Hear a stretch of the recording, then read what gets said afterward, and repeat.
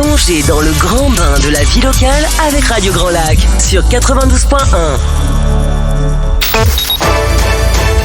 En quête de sens, la chronique pour vivre en harmonie dans son milieu professionnel avec Elodie. Bonjour et bienvenue sur Radio Grand Lac. C'est Elodie et je suis ravie de vous retrouver aujourd'hui pour la 11e édition de ma chronique En quête de sens, émission dans laquelle nous parlons de la quête de sens et d'épanouissement au travail, mais pas que, car je suis convaincue que l'équilibre entre notre vie pro et notre vie perso est l'une des clés pour être épanoui dans sa vie. Vous pouvez me retrouver et m'écouter un lundi sur deux à 12h15 en direct sur le 92.1 ou sur radiograndlac.com. Et vous pouvez également écouter en replay toutes les émissions sur la chaîne YouTube de Radio Grand Lac. Lors de mes 2 précédentes émissions, j'ai eu le plaisir d'interviewer des personnes dont le parcours est inspirant, qui ont pu nous partager leur propre définition et leur propre quête de sens. Aujourd'hui, je voulais aborder un sujet qui peut paraître moins enthousiasmant, mais qui est malgré tout très important et surtout très courant, les peurs et les blocages que l'on peut rencontrer lorsque l'on envisage un changement, quel qu'il soit. Que ce soit une reconversion, un changement de poste, le souhait de devenir entrepreneur, ou bien un changement de situation personnelle, tous ces changements nous apportent leur lot de stress, de peur et de blocage. Avant de comprendre pourquoi nous avons des peurs et comment nous pouvons faire pour les dépasser, il est important de prendre conscience que nous sommes tous confrontés à des blocages. Et c'est même normal d'en avoir, vous n'êtes pas seul dans cette situation, bien au contraire. Lorsque nous rencontrons ces blocages, c'est notre cerveau qui nous prémunit d'éventuels dangers. Nous parlons alors de croyances. Je vais commencer par vous expliquer ce qu'est une croyance, et notamment une croyance limitante. Une croyance, c'est un schéma de pensée que l'on considère comme vrai, sans qu'il le soit forcément. Il s'installe bien souvent dès l'enfance, mais n'est pas basé sur des faits réels. Et comme ce schéma de pensée conditionne nos actions, nos attitudes et notre comportement, il influe beaucoup sur ce que l'on obtient de la vie. Le plus souvent, nous n'avons même pas conscience de l'impact de nos croyances. Le problème survient alors lorsque les croyances deviennent limitantes et jouent le rôle de bride qui nous empêche d'évoluer.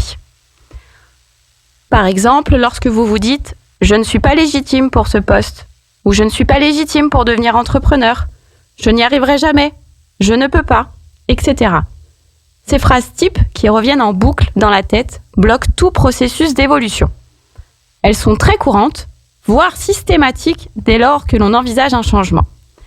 Et elles ont comme conséquence fâcheuse de nous empêcher d'y aller, de nous retenir dans une situation même inconfortable, car notre cerveau préfère l'inconfort à l'inconnu. La bonne nouvelle, c'est que tout se surmonte et qu'il existe plusieurs solutions pour déconstruire ces croyances limitantes et aller au-delà de ces peurs. Je vais donc aujourd'hui vous partager celles que j'utilise. Tout d'abord, il est important de comprendre que notre état d'esprit joue un rôle très important dans un changement.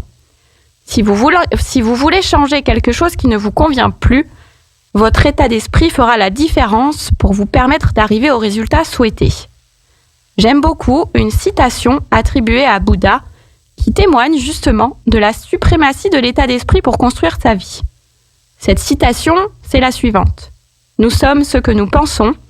Avec nos pensées, nous bâtissons notre monde. » La première chose à faire pour envisager et réussir un changement est donc d'acquérir un état d'esprit positif et déterminé. Comment ?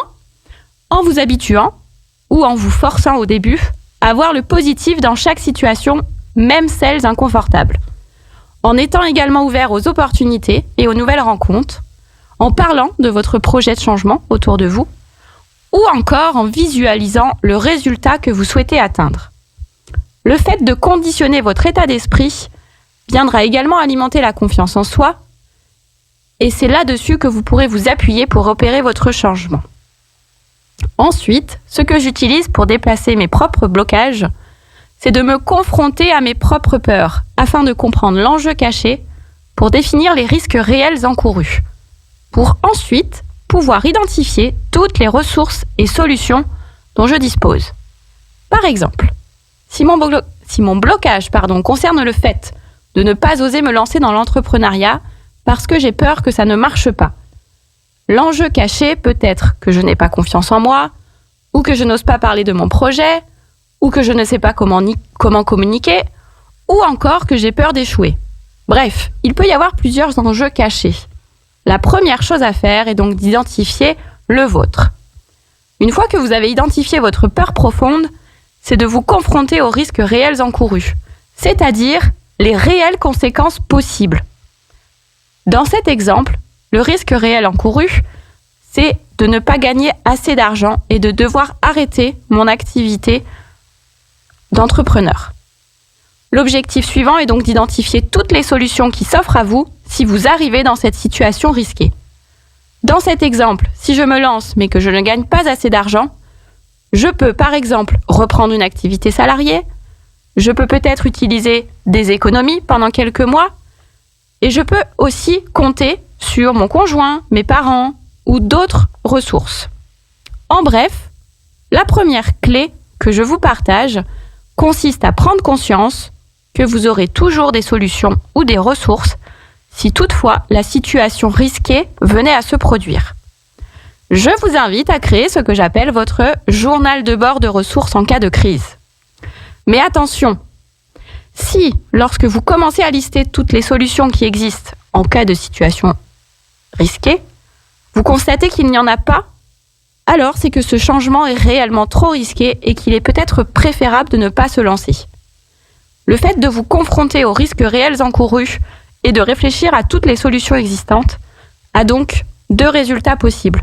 Soit prendre conscience qu'il existe des solutions et que le changement souhaité est possible, soit réaliser que le changement souhaité est réellement trop risqué et qu'il ne faut pas se lancer. Une autre solution qui me semble indispensable lorsque l'on décide d'opérer un changement, c'est d'établir une sorte de plan d'action pour que les situations extrêmes ou les risques dont on a parlé précédemment ne se produisent pas.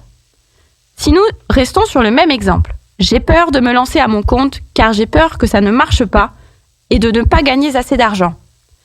Établir un plan d'action signifie lister toutes les actions que je dois mettre en place ou toutes les possibilités que je possède pour arriver malgré tout à mon résultat. Par exemple, me former à l'entrepreneuriat, me former à la communication, solliciter mon entourage et tout mon réseau, ou encore établir un business plan ou un rétro-planning pour anticiper. Bref, réfléchir à toutes les solutions possibles et planifier. Car envisager un changement ne se fait pas sur un coup de tête. Au contraire, pour qu'il soit couronné de succès et qu'il se fasse en douceur, il se réfléchit et s'anticipe. Bien évidemment, je préconise de créer votre journal de bord de ressources et votre plan d'action pour toutes les croyances limitantes que vous pourriez avoir. Une autre astuce qui est très importante, peut-être l'une des plus importantes à mon sens, c'est l'action. Que notre changement concerne notre vie personnelle ou notre vie professionnelle, il est important d'être en action et de ne pas perdre cette dynamique. Car plus vous attendrez, plus vous aurez des peurs et moins vous oserez vous lancer. Alors il est primordial d'être en action, mais attention avec la théorie des petits pas. Être en action un peu chaque jour pour ne pas tomber dans l'inertie ou la procrastination.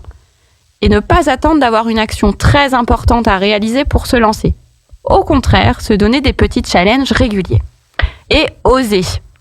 Une action peut être un simple appel téléphonique, un mail qui nous stresse, ou faire un post sur les réseaux sociaux pour dire qu'on se lance, ou toute autre action, petite ou grande. Alors n'hésitez plus et osez.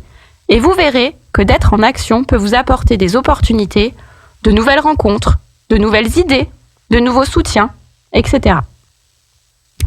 Coco Chanel a dit un jour « Je ne regrette rien dans ma vie, à l'exception de ce que je n'ai pas fait. » Et je suis profondément convaincue qu'elle a raison. C'est d'ailleurs ce que les personnes en fin de vie font comme constat. Il vaut mieux avoir des remords que des regrets.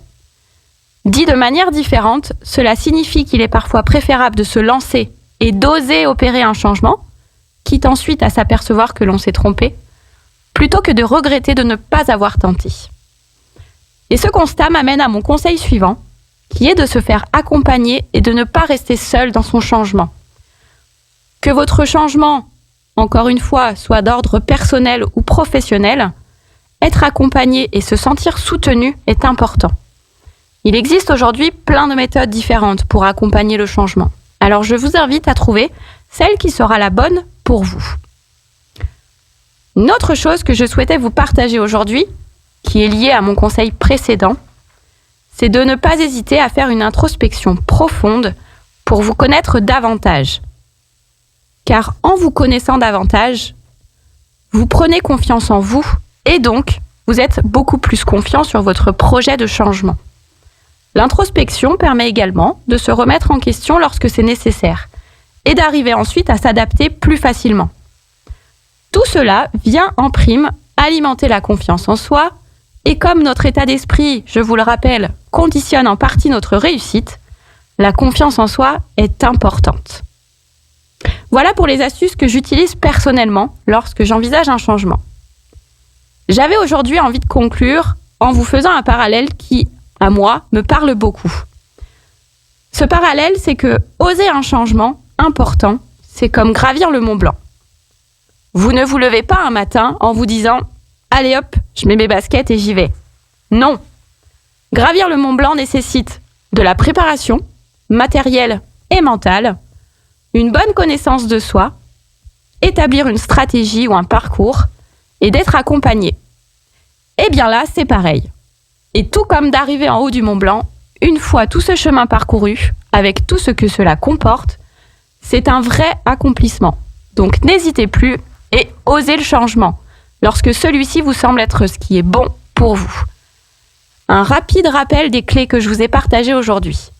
La première, c'est d'acquérir et de travailler un état d'esprit positif et déterminé. Ensuite, c'est de lister toutes les solutions dont vous disposez en cas de situation risquée. Et la troisième, d'établir un plan d'action et de planifier. L'autre astuce que je vous ai partagée aujourd'hui, c'est d'être en action et d'oser. C'est également de se faire accompagner. Et la dernière, c'est donc de faire une introspection continue.